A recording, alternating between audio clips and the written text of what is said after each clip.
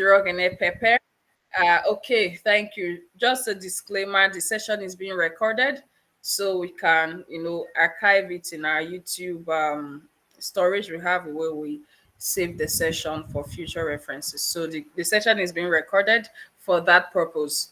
All right. So my name is Rock and Pepper. I work as the sales lead for Cloud Clinic Limited, and I'm also, supporting data analytics Elites. I'm volunteering here as well as a soft skills. Hey, you remark by me now. Thank you, by the way. Yeah.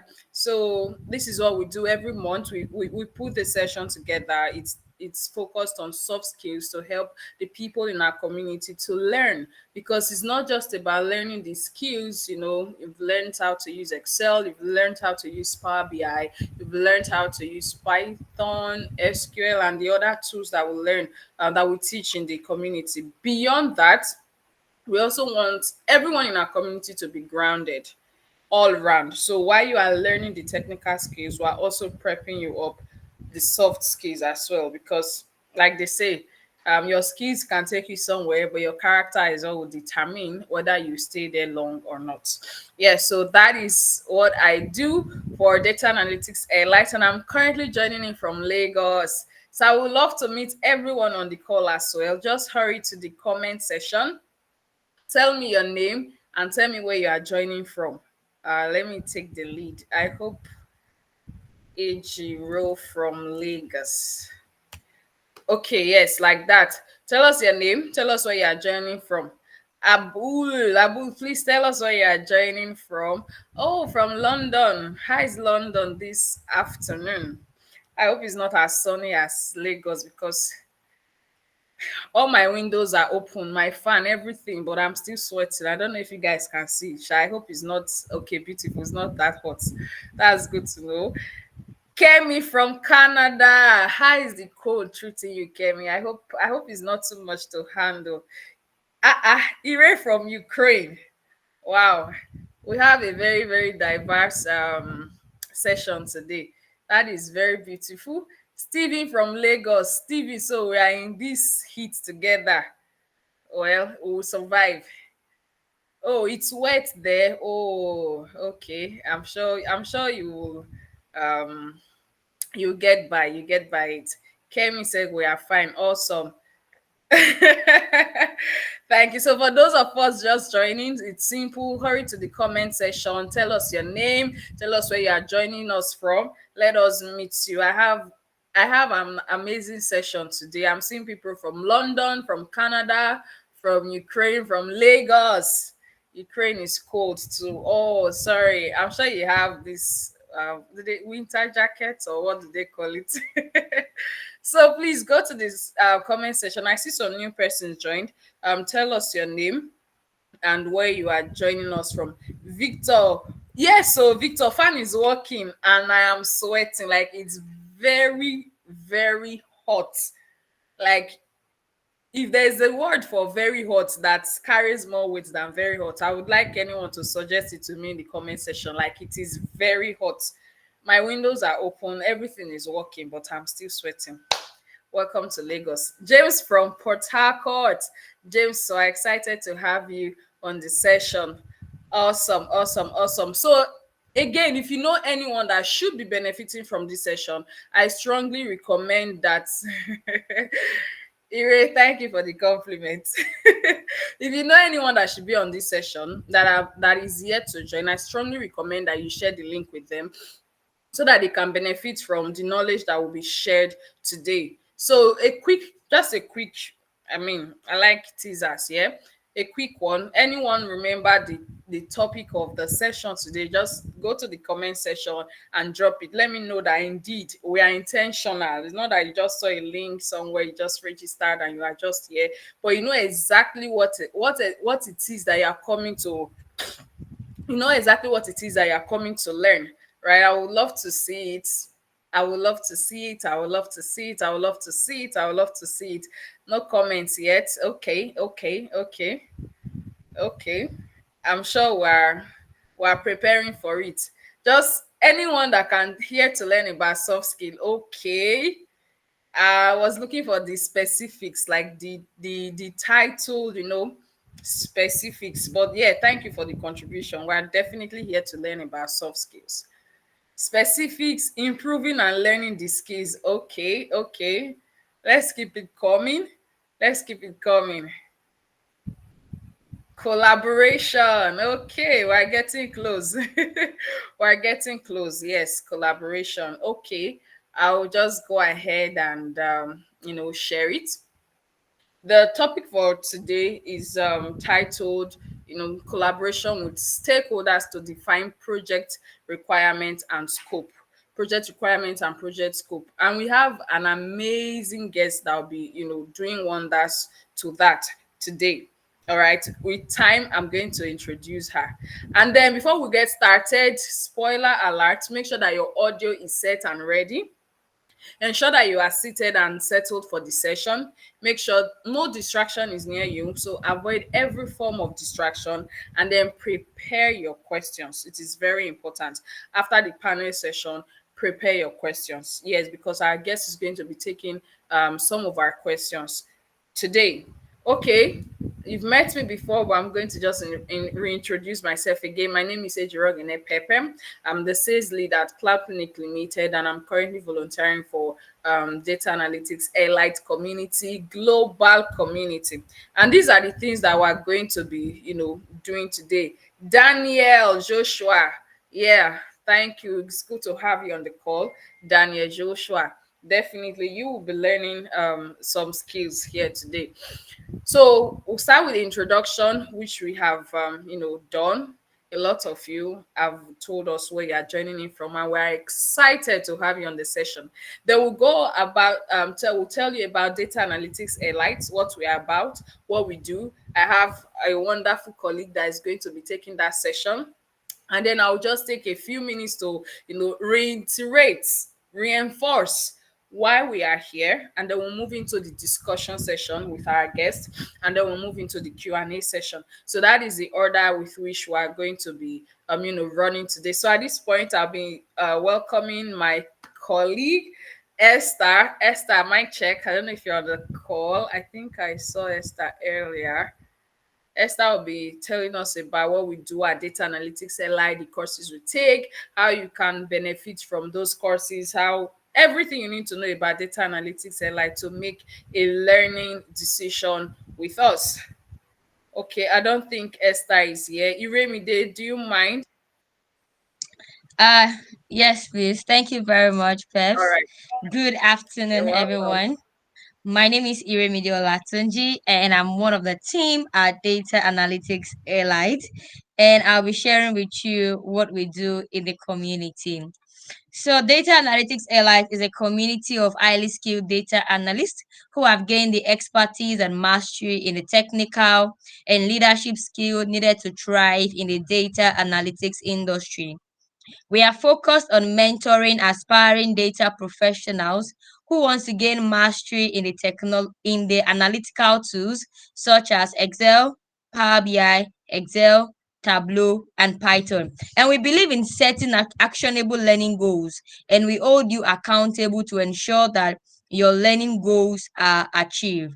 Like I said, we have 5 training modules. The first one is Excel, the second one is Power BI, the third is Tableau, the fourth is SQL, and the fifth is Python. And the fifth is Python. And currently, in the month of November, 5th of November, we will be having the Excel and the SQL class coming up. Right, the Excel and the SQL class. The Excel class is for beginners in data analytics. So, if you are looking at getting your career started in data analytics, Excel is a foundation where you can start, followed by Power BI or Tableau. That is for intermediate data analysts. Then, if you are advanced, then you have to learn SQL and Python. So 5th of November, we will be having Excel Academy for beginners and also SQL Academy for people that are a bit advanced in the data analytics skill or data analytics industry, right? So, and also we have several social media platform.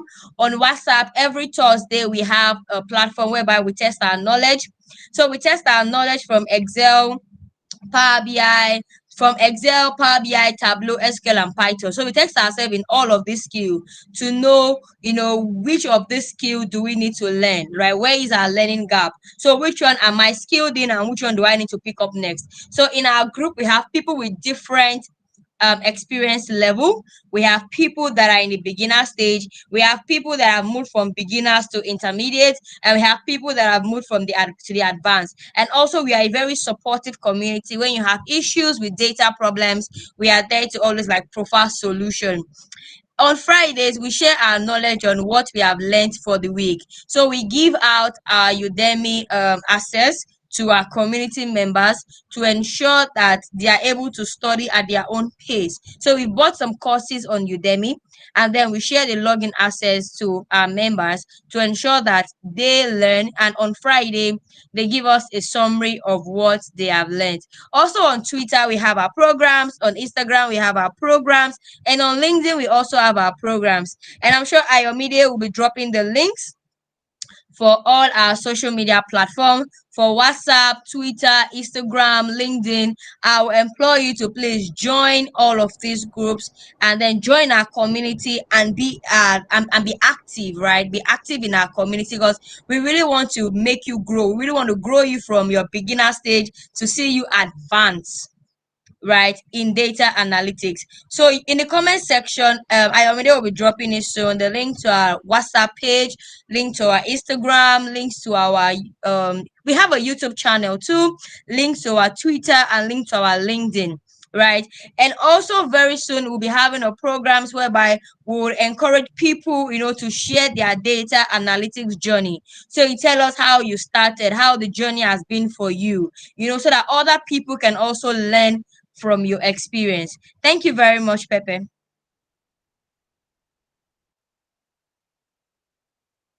Thank you so much, Remy. That was amazing. Thank you so much for doing justice to that. Okay, so you've heard it all. If you are here and you want to, sharpen your skills, or someone that could benefit from this again. Maybe some people are around you like, oh, I would like to learn more about Excel. I would like to learn more about the tools that we teach. And please mind you, our fees are affordable, because for us it's more of learning than really making profit. That's why we've gone ahead to, when Ire did that, when she made that decision, I was personally proud of her. Like, pay for courses and just give it to people in the community to say, come and learn for free. You're not paying for those Udemy courses. That is amazing. That is amazing. The only criteria is to be a member of the community. That is amazing. I don't think you will get that anywhere else. So if you are not following us already, Ayomide has dropped them all. Yeah, Chukwemeka said drop all. Yes, they've dropped them. So please follow us on Twitter and Instagram. He's going to share the other one so we can follow suit. All right, so we'll be moving on to the next session, where we'll be meeting our guest, amazing guest, Oluwatobi Lola Fatusin. Yes, Oluwatobi Lola Fatusin is a business intelligence and data analyst currently working with Hashim Limited. She has experience in doing this. Trust me, we'll take our time to bring the best people that have real experiences that they will, share with you. But before we get started, I want to hear from us. What are we expecting to learn? I know some person said earlier that they want to, learn soft skills, but now I've told you the topic exactly. Collaborating with stakeholders for defining your project requirements and your project scope. What exactly are you looking to learn from today's session? I would love to hear each of our opinion. Let's hear your opinion. Let's know your expectation. Let's know your expectation. Let's know your expectation. Let's know your expectation. What are you expecting to learn from the session today? Collaborating with stakeholders. I'm just dropping in the comment section. Drop it in the comment section. So we'll take it from there. Yeah. Thank you. Drop it in the comment section. We'll take it from there. What you hope to learn today? Okay, the needed soft skill to win a business over, although that is not the topic of discussion, but I hope that you also learned something. But that's not the topic of discussion, though. Yeah, all right. So let me share my screen. Um, Okay, I'm having some technical challenges. So I need a reliable community to grow in tech. Awesome, awesome, awesome. Okay, for those of us just joining, the topic is collaborating with stakeholders for defining project requirements and project scope. So please help me to welcome our amazing guest, Oluwatobiloba Patunsin. I hope that I got your name correctly, though. Yes, so please use the hand, what do you, the applaud icon. Ire is doing it. Please join me to welcome Oluwatobiloba. Like I said earlier, Oluwatobiloba is a business intelligence and data analyst with Hashim Limited. She has experience in doing this, trust me. So if you don't have your paper ready, you are going to be missing out. So see the applause now. Thank you, guys. You never disappoint. Thank you so much. Oluwatobiloba, welcome, welcome, welcome. We're excited to Thank you have you so here today. much. We're excited to have you here. How are you doing today? I'm fine, thank you. Thank you so much, Pepe. Awesome, I'm happy to be here. awesome. Yeah. Same here. We're happy to have you too. So I would like you to introduce yourself. Let everyone. Okay, guys. Thank you so much. You guys got me covered. That is amazing. Yes. So we'd like you to use the next few minutes to tell us about yourself. Tell us about your career projections so far, and then we can dive right into the session. All right. Thank you, Pepe, once again. So my name is Oluwatobiloba Fatonsin. I'm a data analyst with an IT firm. I started my career as a customer management representative, and I did that for over 4 years before I now transitioned into the data analytics space. So currently, I've been able to so basically, what I do, I transform raw data into actionable insights for my organization. I'm skilled in Excel, Power BI, SQL, and a bit of Python. All right. I'm also proficient in project management, product management, power automation. All right. So I'm happy to be here once again. Uh, so can I go ahead and share my slides, Pepe? Okay. Yeah, you can. All right, thank you so much. So I'll be sharing my. Hope my voice is clear enough, please. Yes, very clear. So Oh, just before we get started, if you have questions, I see people are raising their hands. If you have questions, please use the comment section. Drop them in the comment section. There's a time when we'll be taking questions anyway. It's recommended that you wait till then to drop your questions so that we do not miss it. Right? When it's time for Q&A session, it's advisable you drop your questions then. But if it's so burning and you don't want to forget it, you can write it down somewhere, or if you absolutely have to drop it, you can drop it in the comment section so that we can flow with the session. You have the floor, Oluwatobiloba. all right. Thank you very much. So I'll be sharing my screen shortly. Please let me know if you can see my screen. Yes, we can. Well, I can see Okay. it. Okay. Great. Great. So today I'll be walking us through this very interesting topic, collaborating with stakeholders to define project requirements and scope. All right. So stakeholders, I'm sure this is a term that we are all familiar with. All right, and this is the outline for today's discussion. I'll be introducing you all to stakeholder collaboration strategies, identifying project requirements, defining project scope, effective communication strategies, and then we can now have our Q&A. So if you have any questions as we proceed, you can just put them in the chat box. All right. Um, so before I proceed, I want us to watch this short clip. All right, it's just a short clip to demonstrate stakeholder collaboration to a fair extent. Okay, so please let's watch this video clip together. So please pay attention to this video.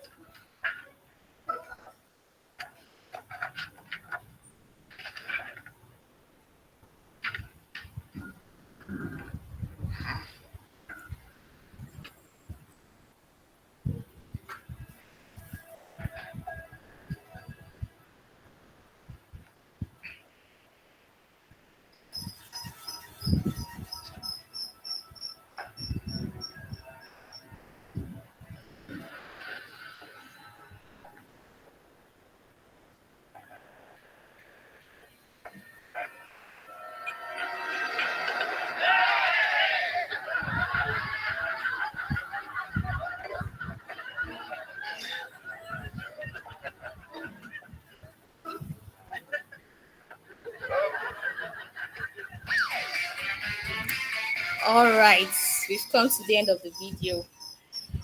So can anyone tell me what they think about this video? Like, how does this video relate or tie in with stakeholder collaboration or management? Can someone just unmute and tell me what they think? Or do you want me to play the video again? Do kindly do play it again, please. All right, I'll play it again. There you go.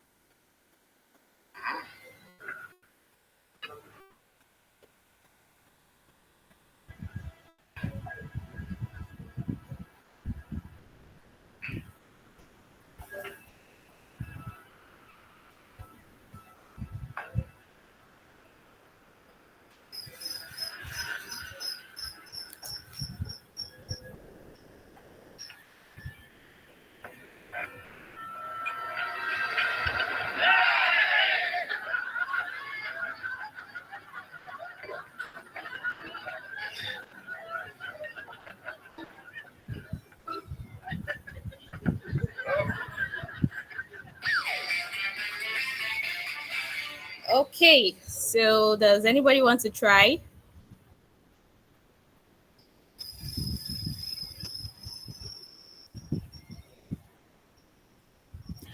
Okay, that's fine. It's understandable. So I'm going to explain how this I think video someone's ties. hand is up. Hi, I think James's hand is up. James. Oh, okay. Please go ahead, James. Okay. Good afternoon, everyone. Yeah. So, what I'm seeing from the video there, is that I'm seeing it that there was no assigned persons to the particular donor that they are supposed to take. So, the individuals there, the stakeholders, they do not know the particular number of donors that are there, and they assign persons that to take a particular donut. So it's just as if there was no interpretation of the donut there. So everybody is just scrambling for the donut. That is what I can see from there.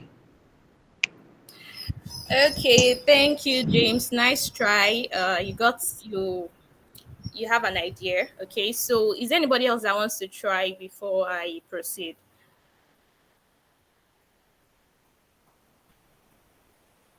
Yeah, Gani's hand is up. Gani, please go ahead. Okay, all right. Good afternoon, everyone. Good afternoon.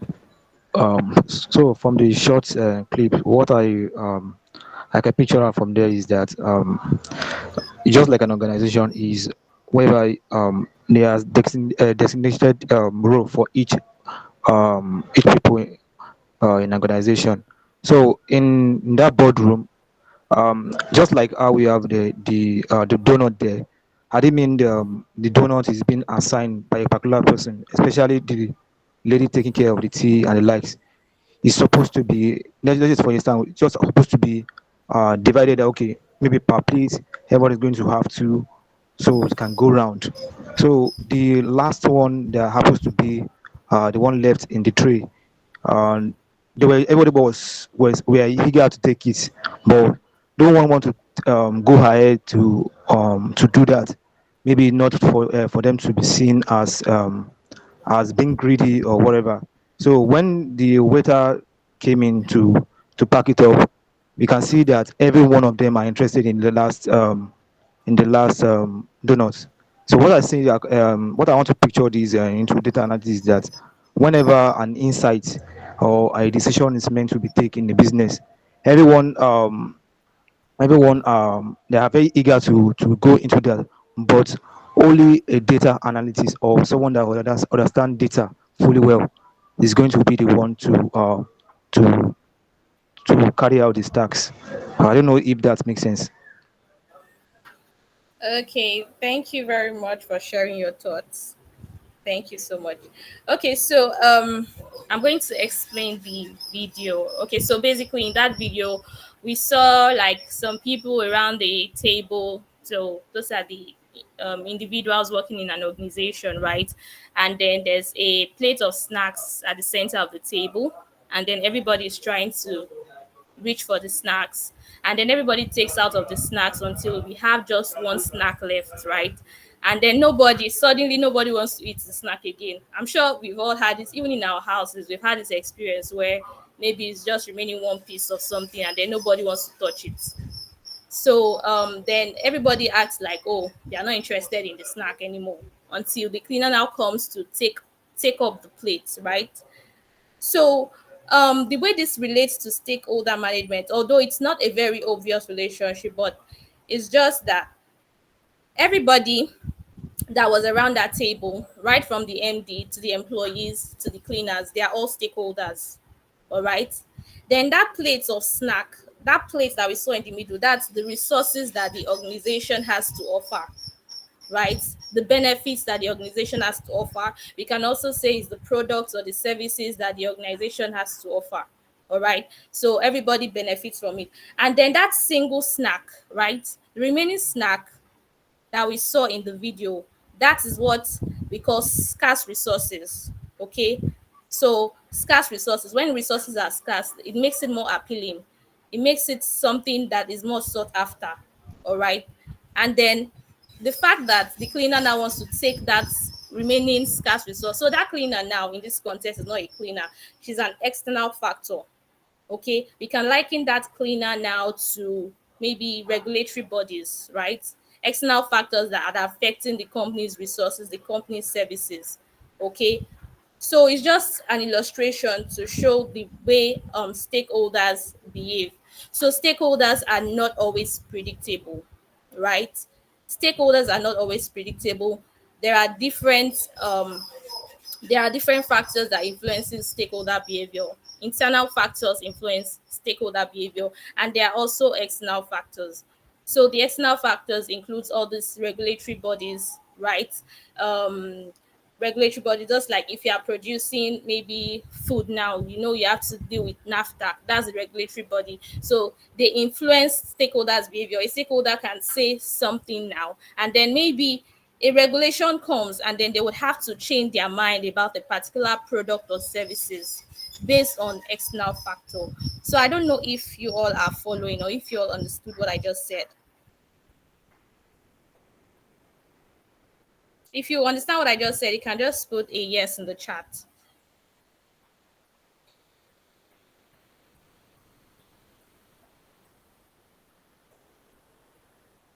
Okay, I can't see the chat, but I'll just proceed. Okay. Hello, can you all hear me?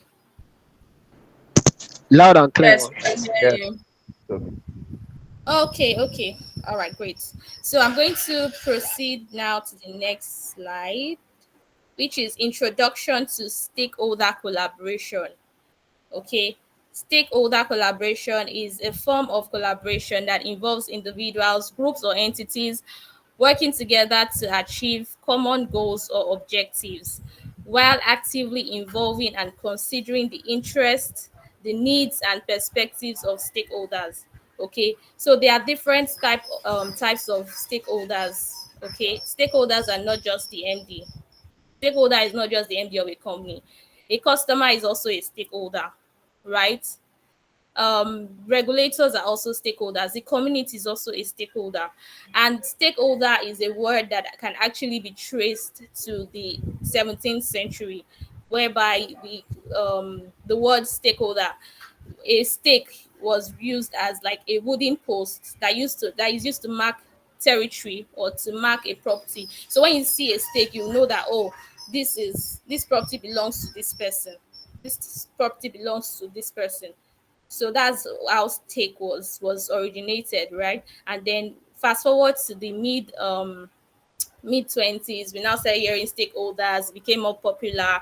It means people or a group of persons that are interested or that are working together to achieve a common goal. Those are the stakeholders, right? And then they share certain characteristics. Stakeholder collaboration simply involves how do we collaborate as stakeholders? How do we work together? How do we cooperate to achieve a certain goal? How do we work together to build this application? How do we work together to render this service? Okay, that's collaboration, working together. Okay, and the characteristics of effective collaboration includes conflict resolution.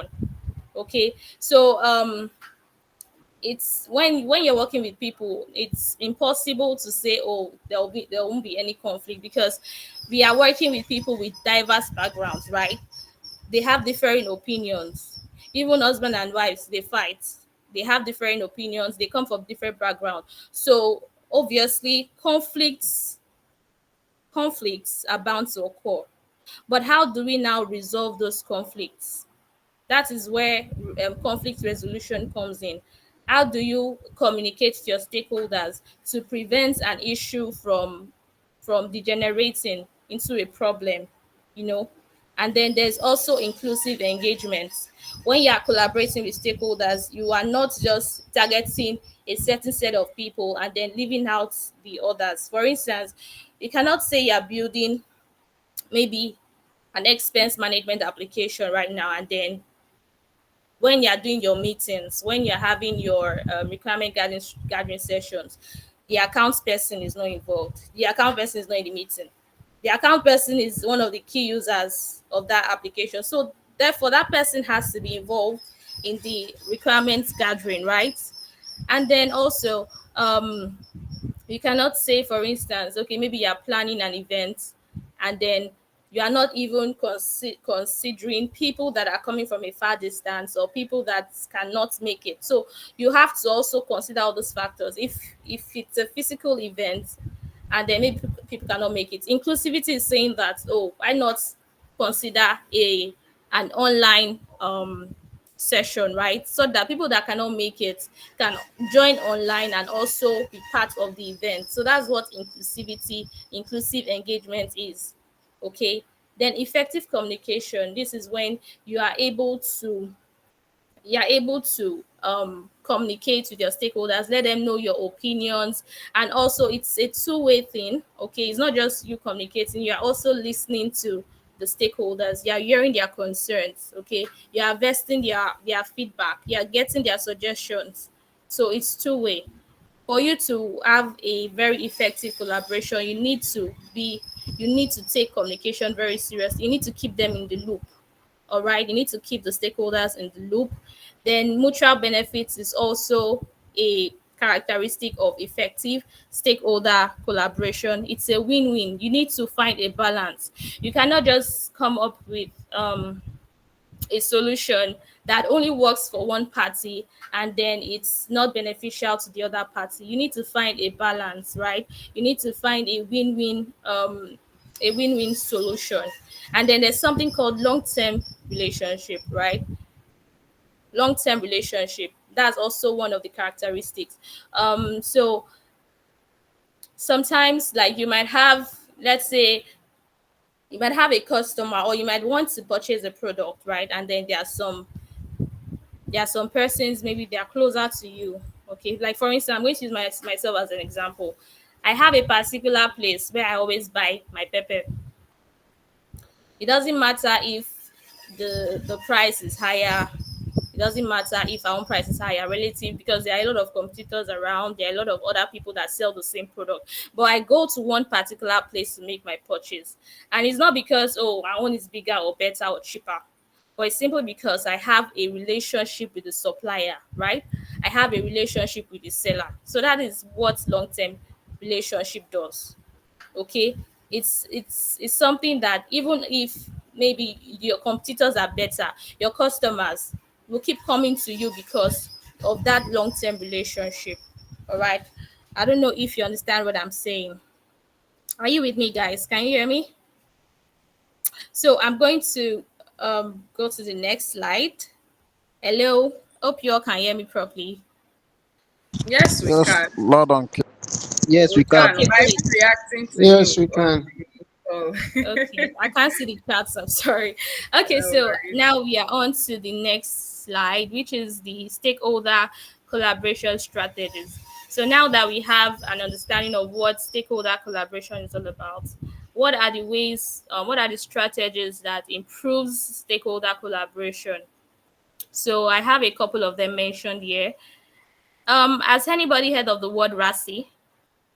RASI. Yes, yes, Okay, yes. please, can you tell me what does R mean? What does R in RASI mean? Responsibility. Responsibility. Oh, great. And what does A mean? Accountability. Somebody else. Okay, please, can someone else tell me what C means in RASI? Consulted. A bit consult. Great, great. And then I. Inform. Okay, awesome. My others are here. Oh. Okay, so responsibility, that's R, right? So the RASI chart is a tool. It's a tool that is used in identifying and categorizing stakeholders. Okay, being able to identify who is who will help you to interact with them better. Okay, so this RASI tool, now I'm going to give an example of like a project. I'm trying to do. Oh, I'm trying to build an application that's okay. Maybe I'm trying to build a desktop application, a desktop alert application, right? So let's assume I'm the software developer. So what does that make me if using the RASI mode or using the RASI tool? So that makes me so under RASI, I'm responsible for that task. Okay, so I'm grouped under R. Then for A, that's who is accountable. That's the person accountable that's for the success of this project. You know, like anybody, the person that they will hold. If the project will fail, they are the one that they will hold. That's the project manager, right? Whether this project is successful or whether the project fails, you're accountable for it, and that's the project manager.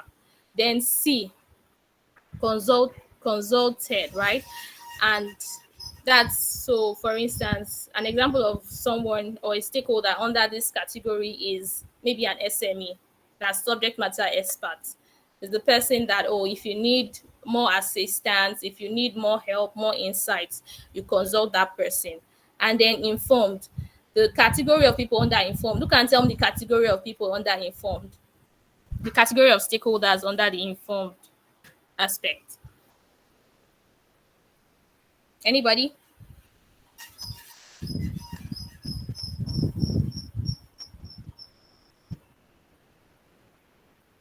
So I'm just going to give a clue. So the informed stakeholders, they do not participate directly in the implementation of the project, right?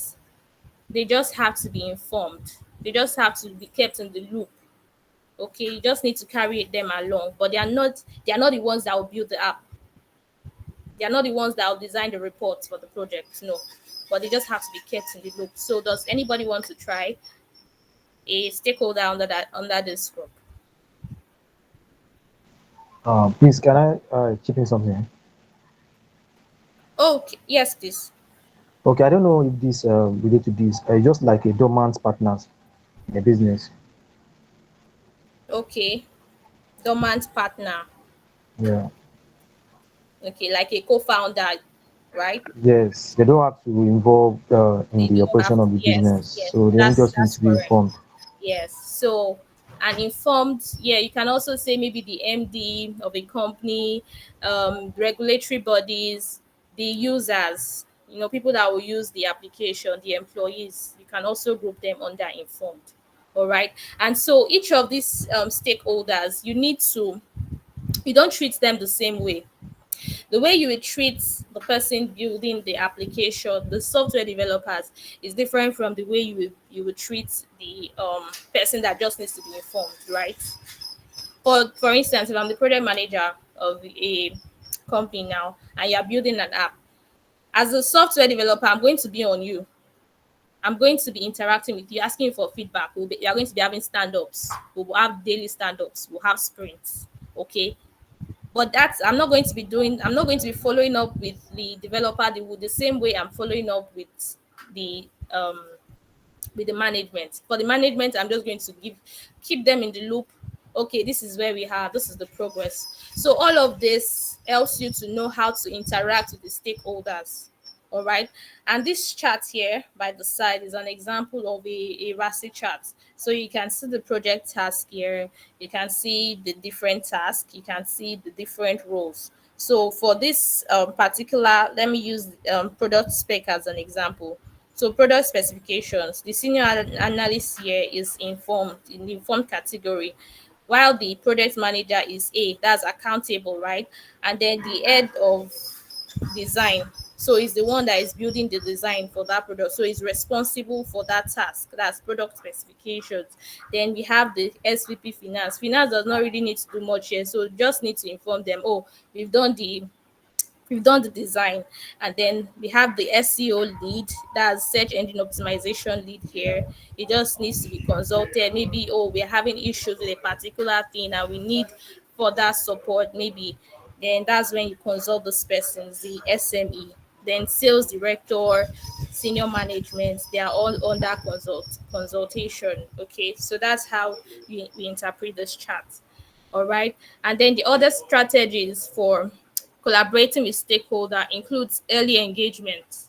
What do you mean by early engagement? So it is not at the end of the project. It's not when you've completely finished the application that you will now say, oh, let me involve the stakeholder. No, that's not how it works. You involve them from the beginning, right? You first of all involve them. You make sure you understand, oh, what are your requirements for this what are your requirements for this project? What features do you want? What features do you need? And then as you proceed with the project, then you seek for feedback, right? You show them your progress. That's how it works. That's early engagement. You engage with your stakeholders at the beginning. You carry them along at the beginning. It's not when you are done with the project. Okay. And then we now go to requirements gathering workshops. Before any project is started, we have requirement gathering sessions whereby we are just collecting the project requirements. Even as a data analyst, before I start any design, any reports, I need to be part of these requirement sessions. From these requirement sessions already, I'm already having an idea of the kind of reports that I want to develop for this application.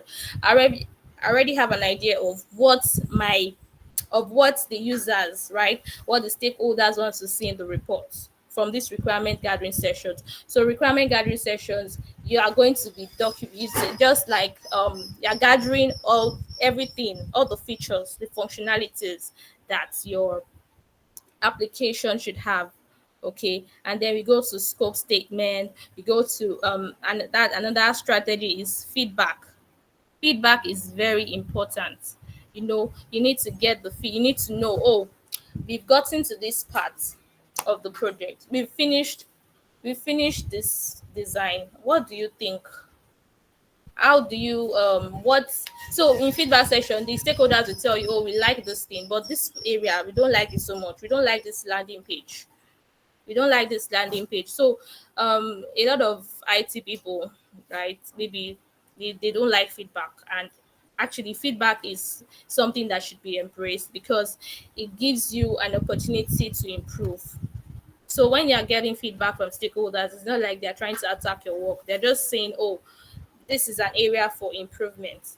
Okay, this is an area for improvement. Oh, in this design is not too appealing. Why not to change it? That's what feedback is all about. Yeah, seeing areas for improvement. It's part of the collaboration strategies, right? And then we now talk about adaptability.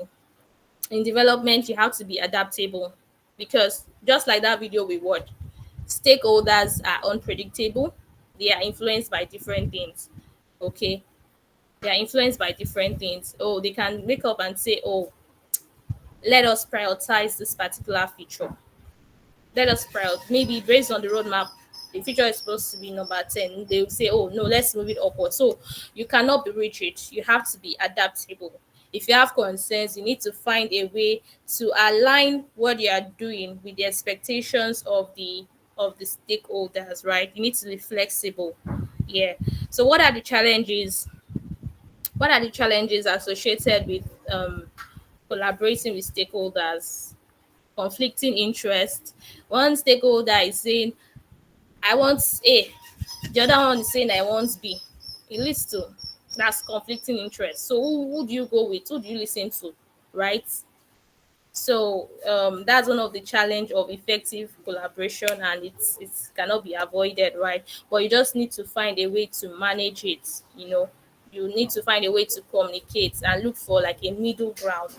Then there's also resource constraints. So for instance, maybe in maybe when you start building a particular, let me use a house for instance.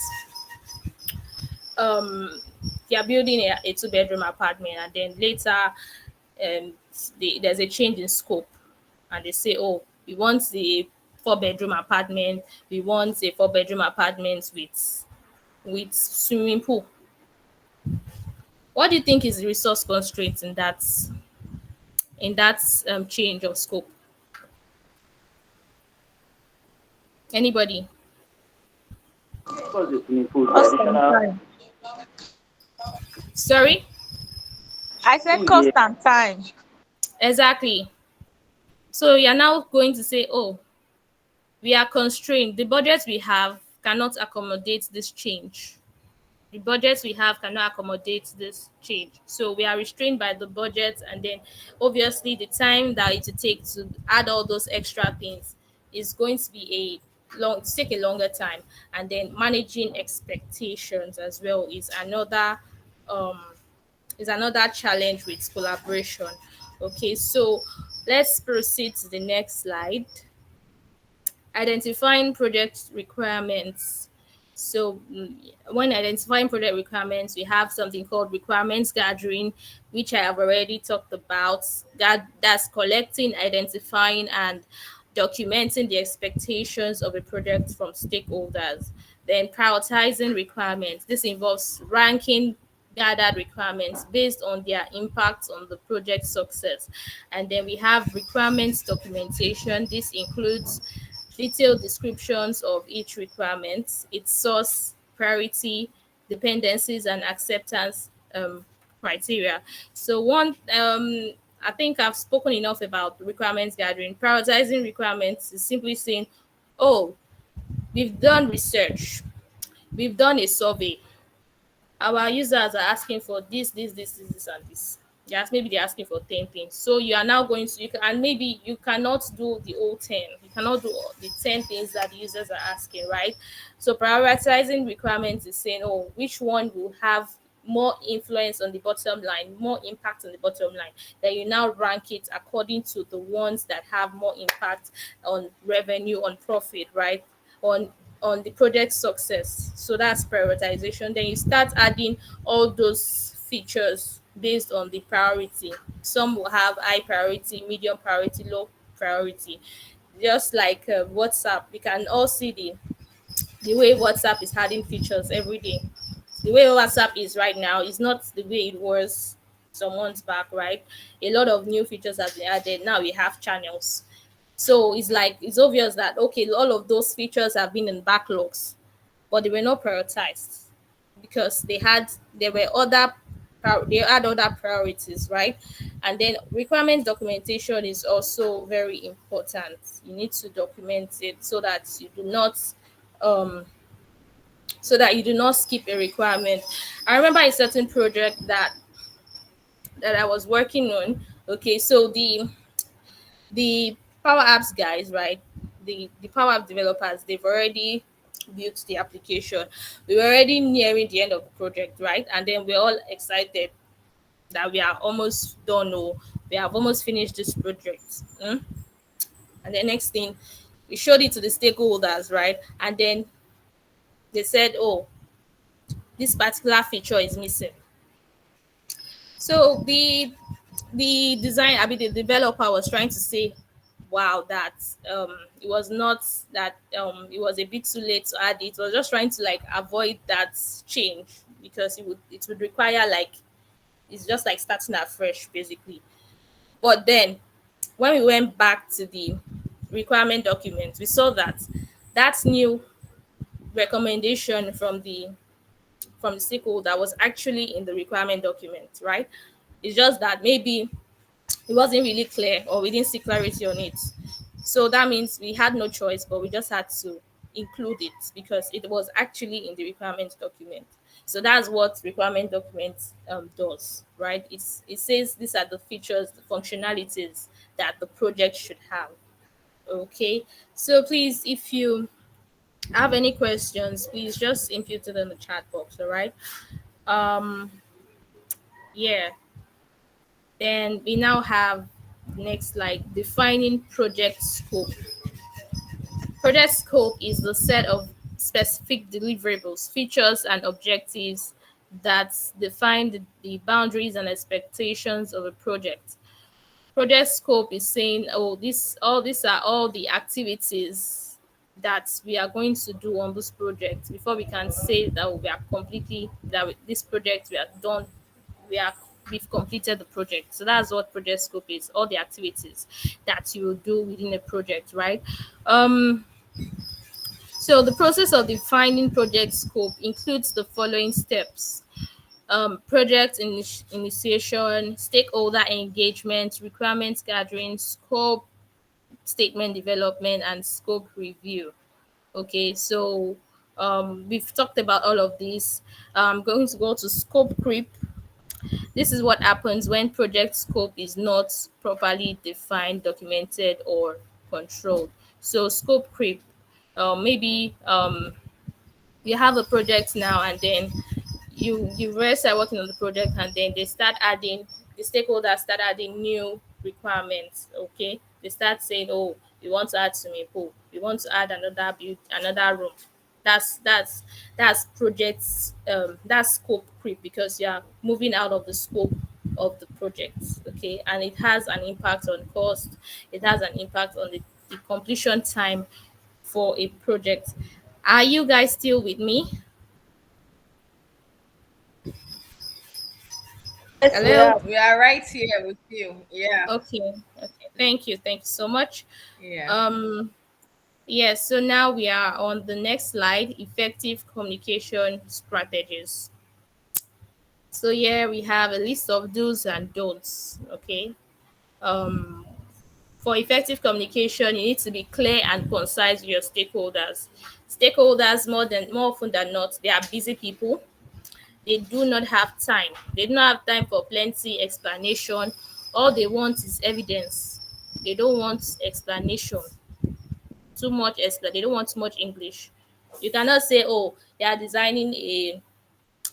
So a friend of mine designed a pitch deck, right? And I was trying to review it, and then it had a lot of text.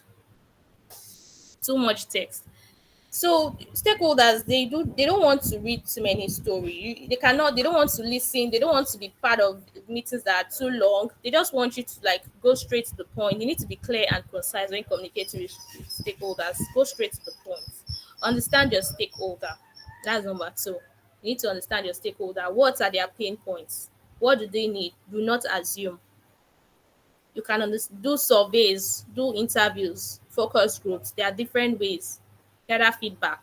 These are ways to understand your stakeholder, to understand their needs, their pain points. Okay, these are strategies to improve communication with them. And then the next one is actively listen to your stakeholder. Actively listen to what is active listening. You can be listening. Listening is different from hearing. You can hear what they are saying, but you are not listening. Or some people maybe when they are listening, that's when they are just listening to respond. They are not listening to understand. So listen to, not just to respond, but to actually understand where the stakeholder is coming from, to actually understand where what the message that the person is trying to convey, right?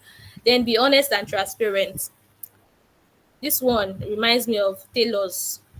What I ordered versus what I got. You will show them a design. Can you do it? Yes, no problem. I can do it.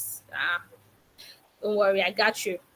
But when you see the design, when they are done with it, you'll be confused. You now start going to social media. That's when you now start seeing what I ordered versus what I got. This is because the communication was not honest, was not transparent. If you're a developer, if you know that something is not feasible, right? Don't try to suck up to the stakeholder, right? As by saying, "Oh, we will do it, we will do it," or maybe because you don't want to lose a customer, um, you start giving them assurance that, "Oh, we can achieve this." Meanwhile, you know that it is not achievable. So you need to be honest. You need to be transparent in your communication, and then also provide clarity. Make it clear. Don't be ambiguous. They don't provide room for ambiguity. A is A. There's no there is it is white. It's either white or black. There's no gray area. Don't say A is whitish. It's whitish black. No, it's either white or black. That's what clarity is saying. Then the don'ts of effective communication strategies. Don't make assumption about your stakeholder. Do not assume that you know what you want, what they want, right? You need to communicate with them, get their feedback, get their opinion, get their suggestions, have meetings with them. Okay, if you need to have more than one meeting, go ahead. Do not assume. Okay, do not make assumptions. Like I said, stakeholder is not just management. Your customer is also a stakeholder, right? So do surveys if you need to, do interviews, get their feedback. Do not assume that, oh, a customer wants this feature. How do you know? How do you know they want the feature? So do not assume. Then overpromise. Do not overpromise and underdeliver. Okay, this one is very clear. Don't overpromise and underdeliver. So it's better to not even promise at all than for you to overpromise. Okay. Then resist. Do not resist feedback. Do not resist feedback. Feedback should be something that you embrace. It's something some people do not like feedback. When they hear feedback, when they hear like, oh, you need this, you need to change this landing page, you need to do something about it, they get upset. No, embrace feedback. The essence of feedback is to make you better, is to make you is to align you more to the expectations of the stakeholder. That's the essence. So do not resist it. Do not be defensive about it. It's not about you. Then do not ignore stakeholder emotion and do not be defensive. Okay, so those are the don'ts of effective communication strategies.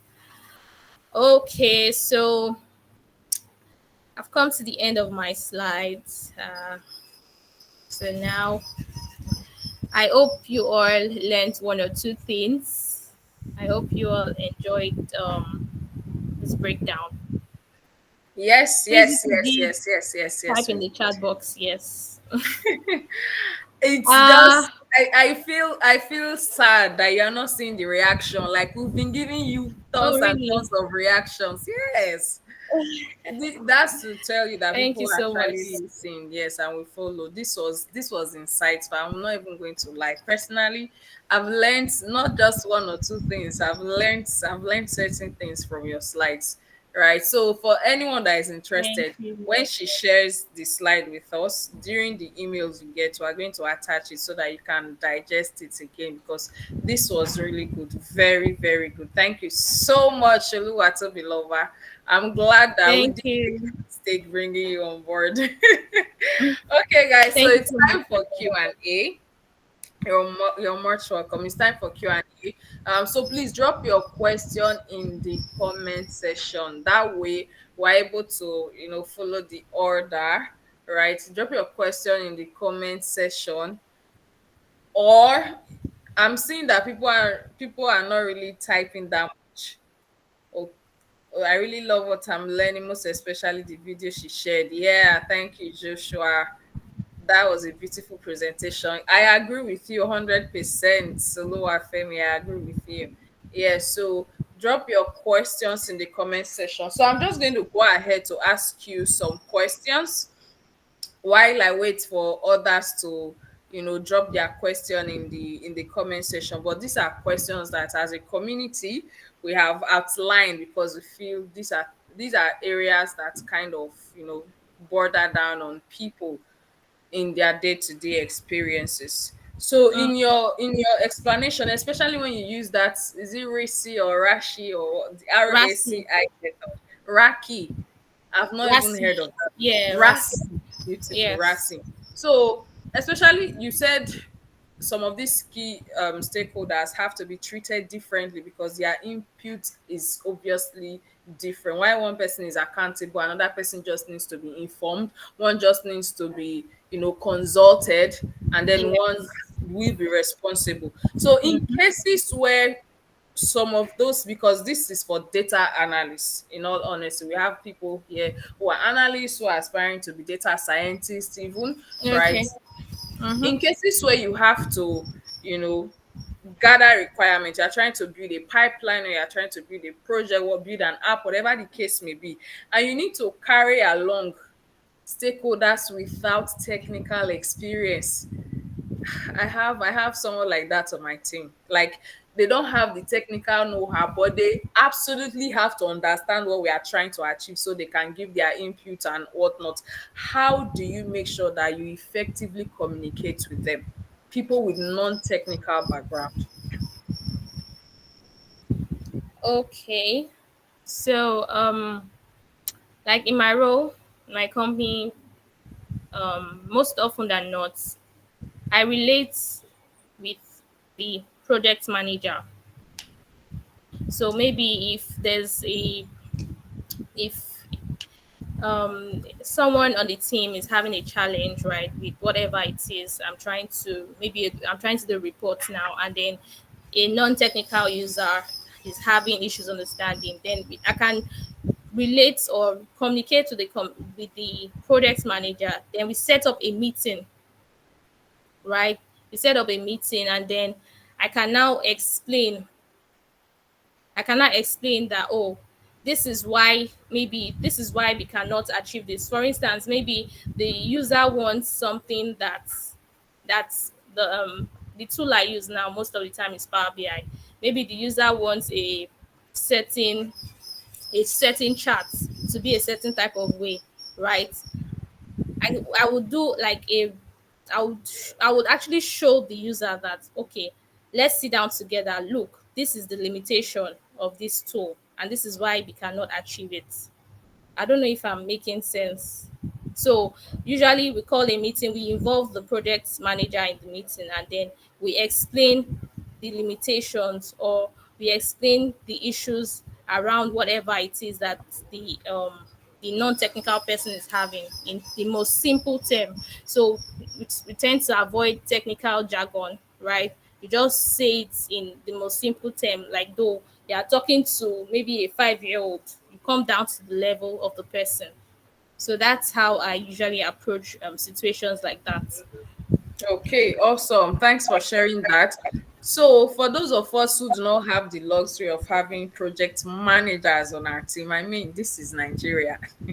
Those of us that do not have the luxury, there's something she mentioned that I think we can also adapt, or we can also adopt, like meeting them and breaking it down. So, in case you don't, because in some cases, you'll be the Yeah. data analyst, you'll be the project manager, you be the project owner, you do all of that, right? And then you still be a data analyst at the core. So in cases like that, like she has said, have those meetings, have those one-on-one sessions, and break it down like you're talking to a level 5 child, right? So thank you very much for that insight. I have a question here before I proceed with the rest of our questions.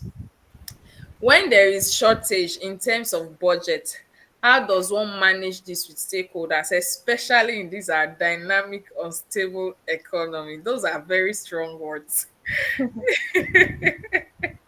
When there is shortage. Yes, in the Okay, budget. so for me, most of the time, I've not really had like a direct experience with maybe shortage, but the only shortage I experience is time. That's the only shortage I experience because they are trying to accomplish different, like build reports for different projects at the same time, and all of the deadlines are coming in at once, right? So how do you manage that constraint of time? So most times it's just communication. You need to be able to communicate. You need to be able, and communication is not, oh, you are communicating in an arrogant manner. No, you have to communicate in a way that, in a very, in a manner that makes the other person to understand that, oh, okay, you are not actually playing, like, right? You are trying to do your job, but you just need some more time. So that's the only shortage I have. But in terms of budget, I think that would be more to maybe marketing team. Maybe they want to do like a campaign. But in my role, the major shortage I have is just time. Time. Awesome. Thank you for sharing that. Steven, you can also, I love to adopt a lot, right? I can listen to something and find things to take away from it. Yeah, so I'm sure you get what I'm trying to say. So in a situation like that, just use the same way she handles her time constraint, use the same way to handle the budget. That's why you the chat budget now. the budget shortage. Yeah, thank you. Okpeyemi, of course, yes. Once she shares the slide with us, we'll make sure that they get to everyone that registered for the session. So in case you didn't register earlier, I think the registration link is still available. Or if you're a member of the community, then you will certainly get the video. I'm sorry, the slides. Okay, Victor, thank you very much. Victor says, thank you very much, Toby. That was really insightful. How do you deal with scenarios where stakeholders themselves don't have full clarity about what they want? Oh, that's a very interesting question. Um, so when stakeholders do not have clarity, right, on what they Get want. the question? Sorry, my network was Can you out hear for a me? Yeah, minute. I did. When yeah, Okay, how awesome. do you handle situation where stakeholders do not have full clarity? About So what they want. Yeah, how can you help okay, so there's something called A or B testing, right? them? I don't know if you've heard of the word A or B testing. Maybe a customer wants the stakeholder wants tip. Hello, can you hear me? Yes, I Yes, can we hear can hear you. you. Am I audible? Okay, great.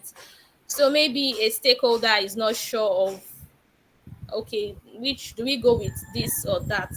So there's something called A or B testing, whereby you now do maybe like a prototype of the two of them, right? And then you show the stakeholder, okay, do you want, should we go with this? You show them the two options, or if it's three options, and then you ask them now to like decide on the ones they prefer.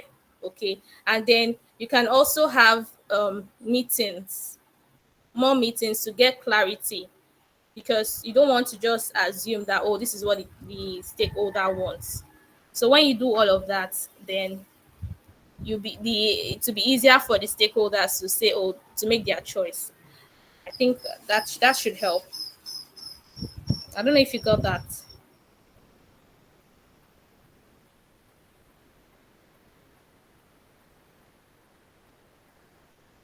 Okay. Yes, yes, yes. Hi, Oluwatobiloba. Yes, we got Yeah, that. sorry. We got that. So Nigeria will not happen Mm. to me in Jesus' name. Mhm. Sorry, I'm having network glitch. Yeah, Sorry. but thank you. I got part of what you said. Like you give them options, break it down, and then the one that resonates with them the most. That was the part I Yeah, got. pretty much. But Yeah. yeah, thank you. Okay, we have ah people are using strong words. So are you are they? How do you handle emphasis on wicked? How do you handle the wicked? Let me help people the emphasis. How do you handle the wicked stakeholders? But you might want to explain what you mean by wicked though, because wicked is relative. It could be someone frustrating Exactly. your efforts, it could Mm-hmm. be someone sabotaging you, it could be someone intentionally not being available. It could mean different things, yeah.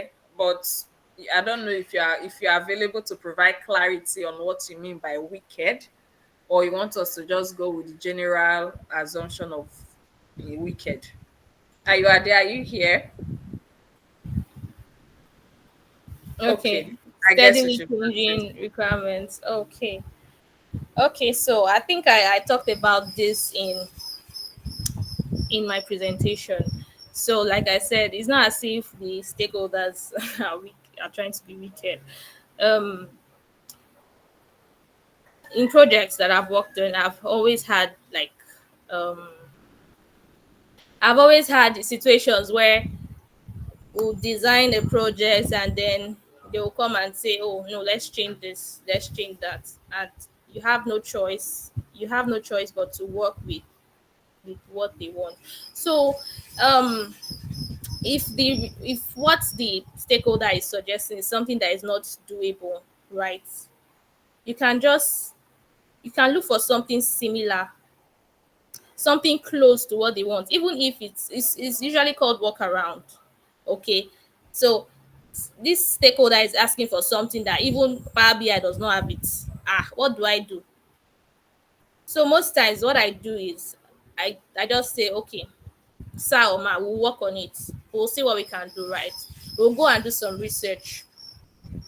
If we do the research, we've checked everything, we've checked everywhere, and then we still cannot find a solution, or we still cannot meet a particular requirement, then we now look for workarounds, like something that, oh, it's not exactly what you want, but it's similar. Okay, it's similar to what you want.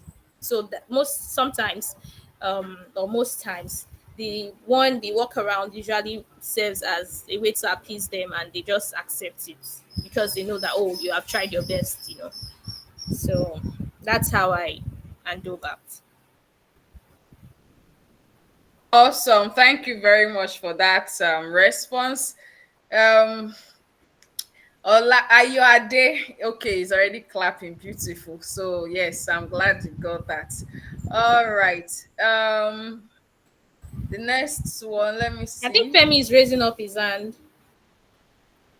Femi. Oluwafemi Adedari. Please, can you drop your question in the comment section if you don't mind, Femi? Oluwafemi Adedari. Or if you are more comfortable talking, you can wait before we end the session. We'll entertain your question if that's okay by you. Otherwise, you can type it out. Okay, so I want to ask this question, right? What techniques do you use to prioritize project requirements when dealing with stakeholders with different needs? So it's just like something very close to what you just explained. This person wants the A to face up, the other person wants the A to face the side, because of course these are people that are going to be using it. Another one wants the A to be there just horizontal. When they have conflicting requirements, what strategies do you use to handle those?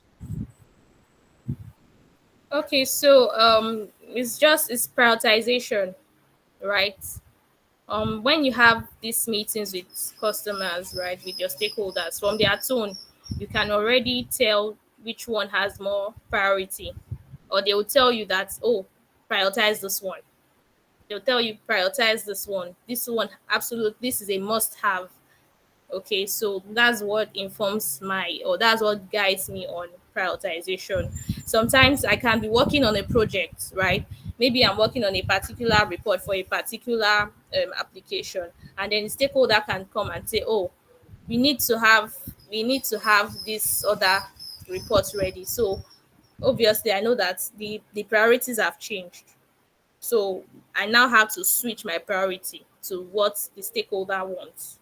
So that's how I prioritize. based on what the stakeholder wants. Okay. Okay, based on what the stakeholder wants. So is it possible to create different things for different stakeholders? Because I mean, I'm talking from a personal angle, right? Where I can be doing something for maybe the head of sales, head of marketing, customer service, and the three of them want the same report. The three of them want it different way, and Oh, there's okay. yes, Yeah, it's sure. conflicting. But So, it's the same thing they are asking for, but in different ways. So how do you handle that? That's conflicting requirements. okay, so the way I handle that, like different stakeholders wanting different things, right? So there's something called row level security. If you're an analyst, it's something you would probably know, data analyst. So row level security is such that what a particular stakeholder is seeing. So let's say, for instance, now I'm the MD of a company, right? And you, Pepe, Pepe is the accounts manager. So what I'm going to see as the MD will be different from what the accounts person is going to see.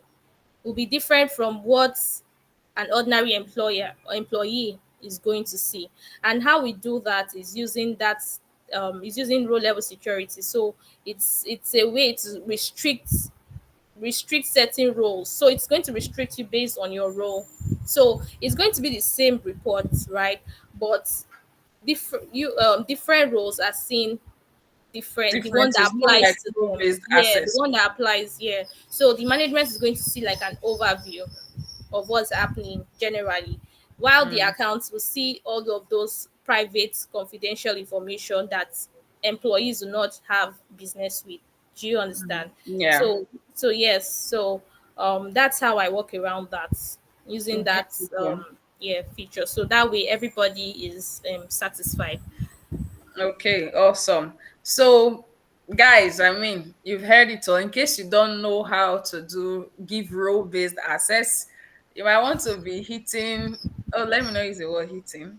You might want to be talking with Oluwatobi Lover. Or I'm going to share her LinkedIn URL if she's comfortable with it, so you can connect with her, right, and then ask those questions. So you know how to do that in cases where you absolutely have to give people access to information based on their role. It's called RBAC, role based access control. Yeah.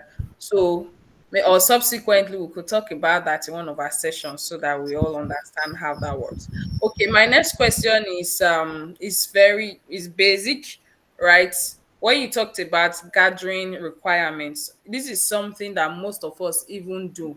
When your boss says do this and you say, okay, what do you want? What do you want in it? You are gathering requirements. It's not only when you are building a mighty project that you are gathering requirements. So what tool or what method would you recommend to everyone on here to use for gathering those requirements? More of the requirement documentation that you talked about earlier. What tools or what methodology do you find useful that you would love to recommend to our community to document the requirements and also manage it throughout the life cycle, so we don't lose a hold on any of those requirements applied? Okay, so for requirement gathering,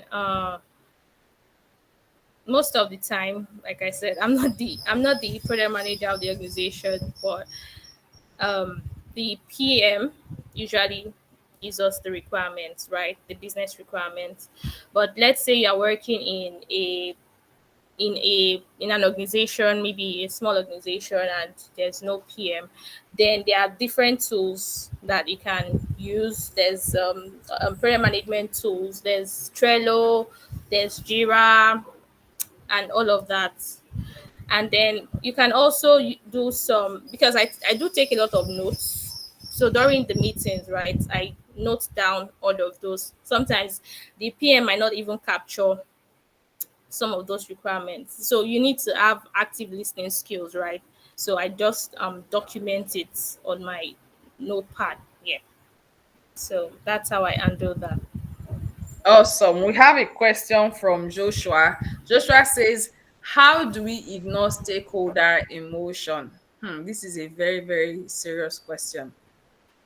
Emotions of our stakeholders. How do we ignore it so that it doesn't get in the way of the work that needs to be done?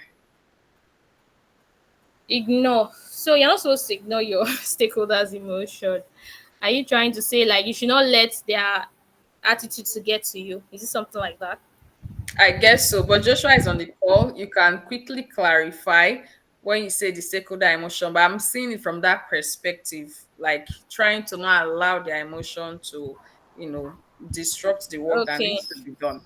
Yeah. So there are times when maybe you have actually built a solution, right? And in your head, this solution is mad. Permit me to use that word. You in your mind, like you are feeling the solution and you're like, I'm good. You are praising yourself already, right? And then you show it Mm-hmm. to the stakeholder and they are looking at it like, what is this? And they are literally just saying you like this is rubbish, like pretty much saying that you've done rubbish. Do you get? So it can be quite painful, right? But you are not um don't let it get to you. Okay.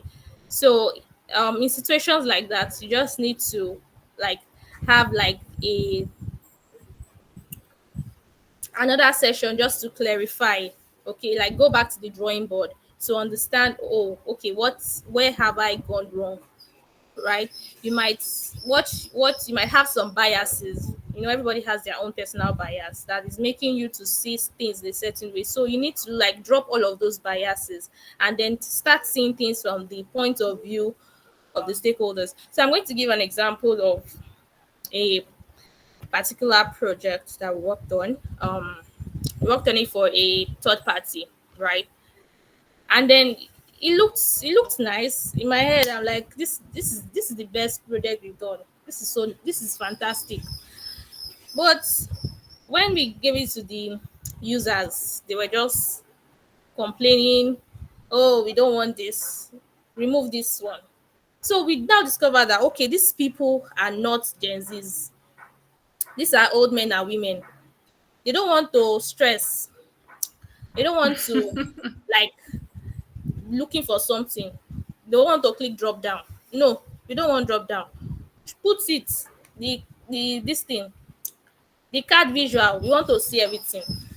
Let it be clear. We don't want to start looking for anything. Do you understand? And that's because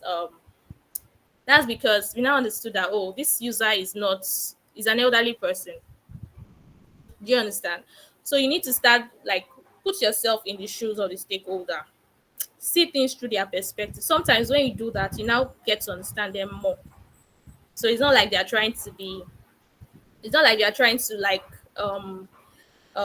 water down your work. It's just that it's not satisfying their need, their pain points. Okay, so that's just it. So you might have done a beautiful work, but it's not satisfying the user's need. Interesting, interesting. All right. Thank you very much for that insight shared. My next question is, how do you handle resistance from stakeholders when you're introducing new technologies or methodologies into your data analysis projects? Okay, so how do I handle resistance? So the way to handle resistance is when you show them, when you communicate the impact of what it is they are doing. Because I mean, um, if you cannot, it's just like when you go for an interview, right? You're not the only one interviewing for that position. You're not the only one that wants to work in fintech, or you're not the only one that wants to work in a big company. You get there are a lot of competitors, but how are you going to convince the HR that oh, I'm the best person for this job, I'm the best person for this role? It's when you show the value. It's the value. So when you show them, when you're able to communicate the value of a project, if we do this, this, and this, um revenue will be impacted positively. Show the value. when you show the value, and then when you're able to communicate that value, then they won't be resistant. They'll be willing to adopt it. It's only if you are not able to communicate the value. Do you understand? When you're not able to communicate the value, then it might be difficult for them, because change is something that a lot of people do not like. People like to stay in their comfort zone. But if you want me to say, oh, don't do this thing again, then tell me, why should I stop doing this particular thing? You should be able to communicate the value of what I'll get if I change my way. Okay, if I change to your way, something like that. Okay, makes sense. Um, that makes sense. I hope that for every stakeholders we get to work with, they'll be easy to convince, because some people really do not, they don't even want to see the value in what you have to say, especially um I don't want to be biased towards people's age, but it's hard when people are Hmm. used to doing things certain type of way, and you just come and say, you know what, do you know you don't have to use Excel this way? There's a new way you can do this. Yeah. First, you want to disrupt that which they have known for years that has been solving that problem for them. So it's like, okay, why am I changing this? Why am I doing something new when this is already working, even though what you're introducing will be more efficient? So if you find yourself in that situation, like our amazing guests have said, find a way to help them understand the value, because I think that's the only way that you can get them to welcome that solution or that technology or that method. Just find a way to help them understand the value. Okay, true, true. Time runs when you're having fun. But before we round up, I think, let me check. There was a hand that was raised earlier. Okay. Um, I can't see the, but I think someone was raising their hands earlier during the call. If you're on the call and you still want to ask your question, perhaps you've not typed it out and you want to just ask your question, please raise your hand. Let's know if there's anyone here with a specific question, something we didn't talk about that you'd like us to talk on. Use the raise hand button. Otherwise, we'll just proceed. Okay. All right, I have one here. Oluwafemi Adedari. I hope I got your name correctly. Please unmute your mic and ask a question. Yeah, you got the name correctly. All right. So that was a nice presentation. So it's not a Thank you. question per se. Sorry, can you guys hear me? Yes, we Yes. can.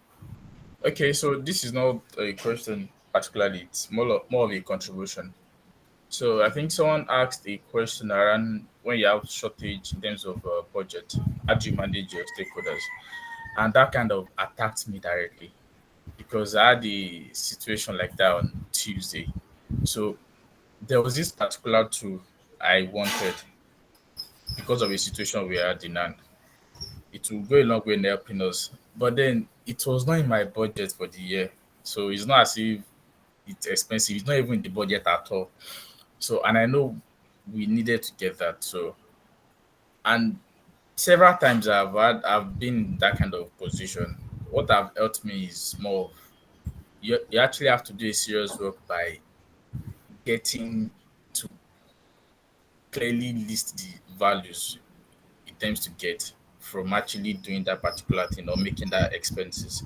So most of the time, the stakeholders, most of these C-level guys at the top, they don't want to spend money because they want to put they want to have a favorable budget most of the time. But then, when if you can spell out the values, what you tend to get as a company or as a department from actually making that purchase, most times they also have their guards down because I mean it's for the greater good. Thank you. Wow. Thank you very much for Thank buttressing that you, that Femi. point. Yeah, so it's all about value, value, value, value, value. So find a way to communicate the value. I mean, like my people will say, who not like better thing? People like better thing, right? You just need to help them see that this thing, true, is a better thing. Okay, so I really wish that we didn't have to end the session because I've enjoyed every bit of it. But of course, everything that has a beginning will have an end. So while wrapping up the session, I just shared Oluwatobiloba's LinkedIn URL. I hope you're comfortable with that before I hit send. Okay, so you can connect Yeah, with her, that's but fine. please do not harass her. Do not harass her. She's our esteemed guest, so you can connect with her, be in her network. So when she posts those insightful things on her timeline, you can get to see it. Of course, that is the essence. Right. So thank you all for staying to the end. My colleague has also dropped our links again. Ayomide, big shout out to you. Ayomide be giving us hot. So please follow us on all of those handles. Follow us there. Iremide. Hi, Pep. Thank you. Please, once again, before we close, Excel Academy is starting 5th of November for those that want to get started in data analytics.